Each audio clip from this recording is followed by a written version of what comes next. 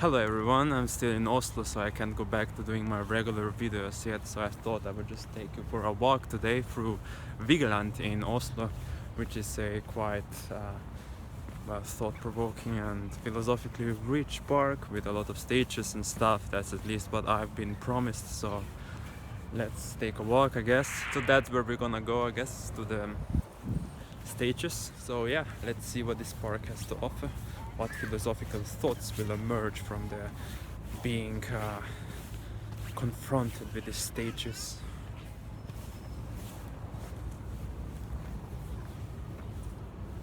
There's a lot of naked people, I suppose. The stages, at least. People around me are naked for now, but it's a nice park. And of course, this is the ideal platonic human body. Two people together,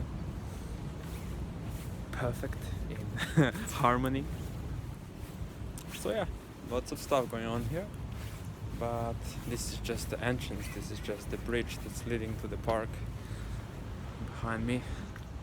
Here of course is I guess where I have to go. Oh look, it's Socrates and Plato. And there's Plato and a sophist. Oh, very nice. Nice work there, Plato. So apparently all of this is a permanent sculpture installation by Gustav Vigeland, a Norwegian sculptor, perhaps best known for designing the Nobel Prize medal.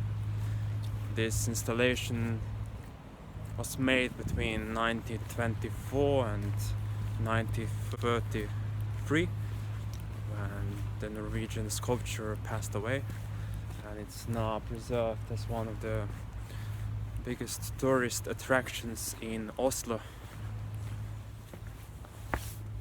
I think that the best known piece from this installation is the monolith that we're walking towards right now.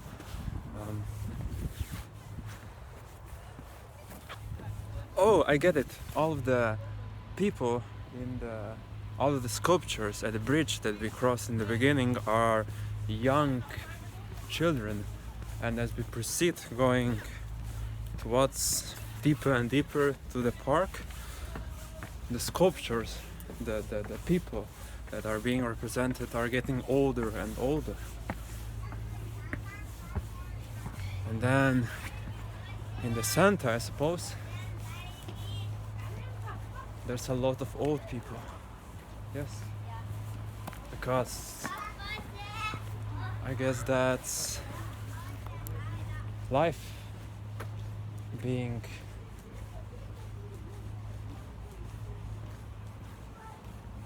carved out here for us from childhood to adulthood. So old bodies here. And then this monolith, I suppose, as a yearning for something higher, a spiritual descent into afterlife, I suppose. Let's go check it out a little bit from up close. Oh, there's a lot of people here. Got that. That's awkward.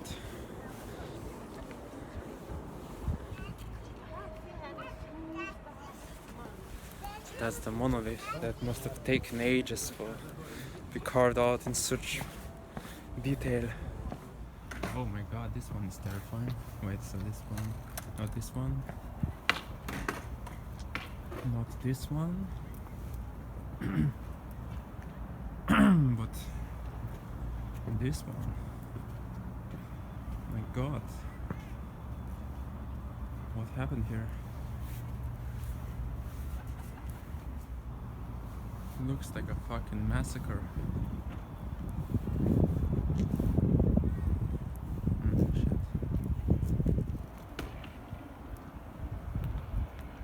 Huh.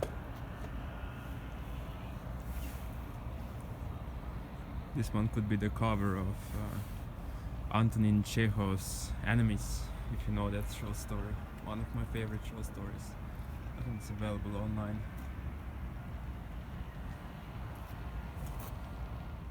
mean, I think like, I feel like I could just stay here for ages, trying to interpret each sculpture. It's quite nice. Nice thing for an artwork to be like this. They are sufficiently vague yet provoking, symbolical, so that it almost seems like it is. You could come up with a lot of things about each sculpture.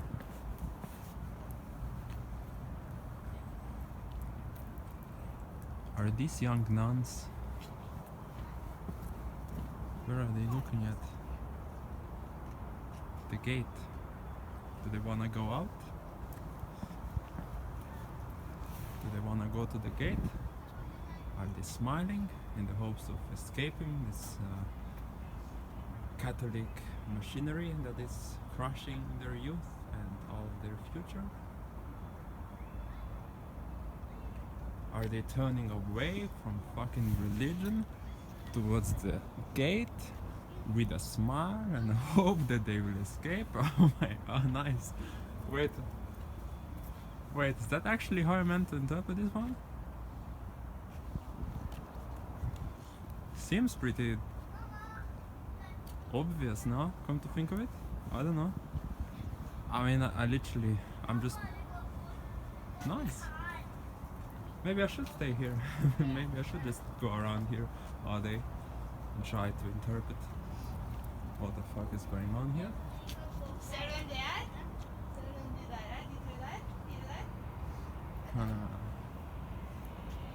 There's so much going on here.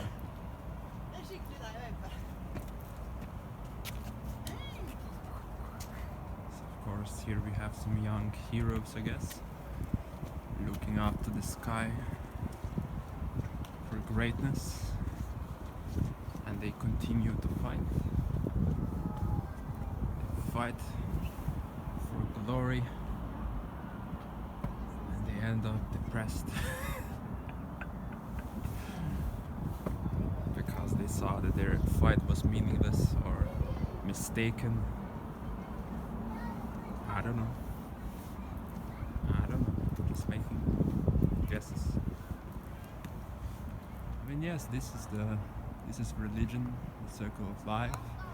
Some people seem to think it's depicting mass graves, concentration camps, horrors of the Second World War, but it was made in 1942 to 1943, so maybe not. Maybe it's just religion, probably. I mean, could be the historical killings of people in the name of religion. I don't know. Oh, interesting. They seem to be like dead bodies stacked, and it's supposed to be. When Vigeland was asked what this represents, he simply said that this is my religion. So maybe, I don't know. Maybe it is religion and a heap of bodies that have died in the name of it, not living a life based on reflection, but rather a life based on faith.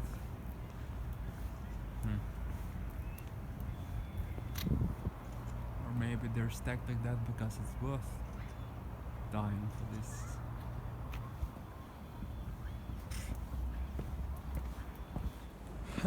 Interesting. But if there is childhood and then adulthood, then this is old people and death. And then we have another stage here, which I'm not quite sure how to interpret yet. It seems to be mostly empty, but there's this sculpture over there. Before we go there, we have a kind of compass, I guess. With astrological signs. So I have no idea. So I suppose a kind of symbolical attempt to make sense out of a chaotic life. It maybe provides some sense of closure to end with a metaphysical theory that gives some meaning to life and some sense and order. And here we have bodies in a circle.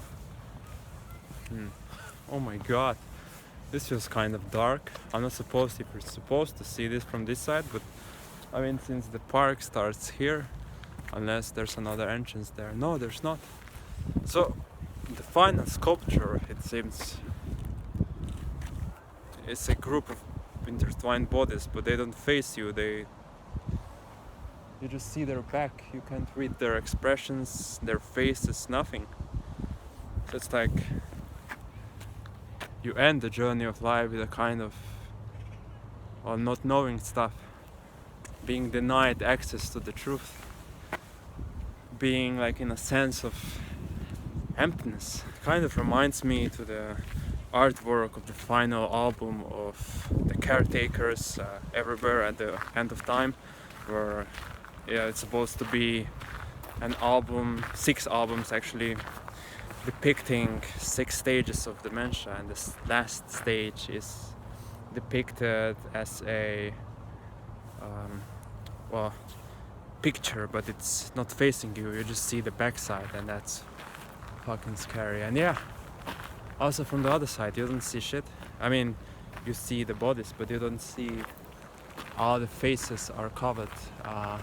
No, actually not all of them. You can see a boy here, his face.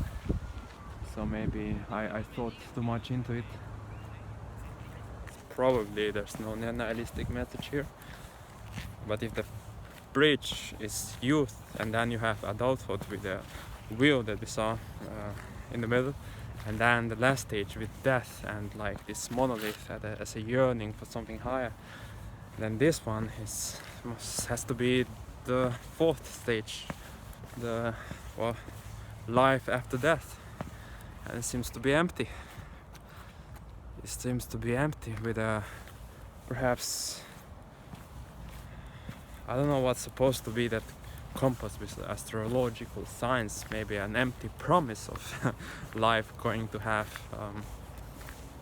some closure, some meaningful ending in the beginning, something that you can understand with this compass over here. But even though there's a compass, it leads to nowhere.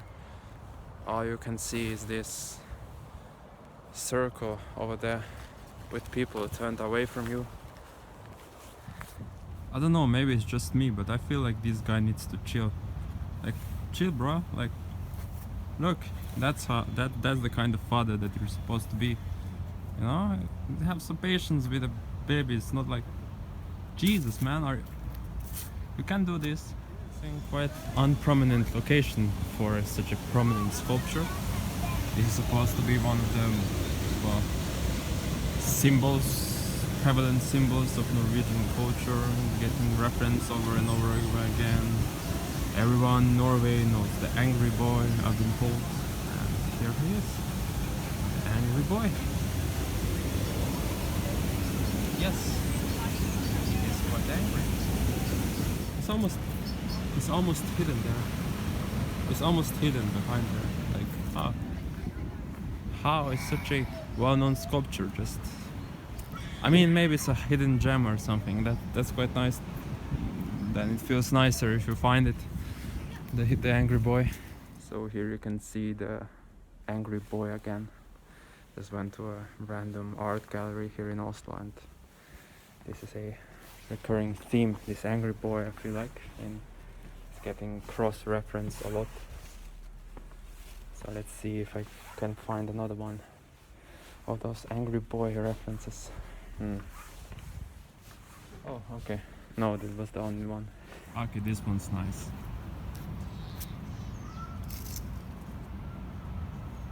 Can't think of what it could be about, but just nice. That's a nice image. Nice. So this installation is part of a bigger park, so it kind of just gradually fades away, but sometimes you can still think, you can still find some little sculptures all over the park. Like here I'm entering some space where there's some where there's just very little babies. It's like, oh my god, are we in the womb? Are we in the womb right now? Bruh, are we in the womb? This has to be the womb. It's babies are so little, and life starts over there with the bridge, and this has to be the womb. I'm in the womb.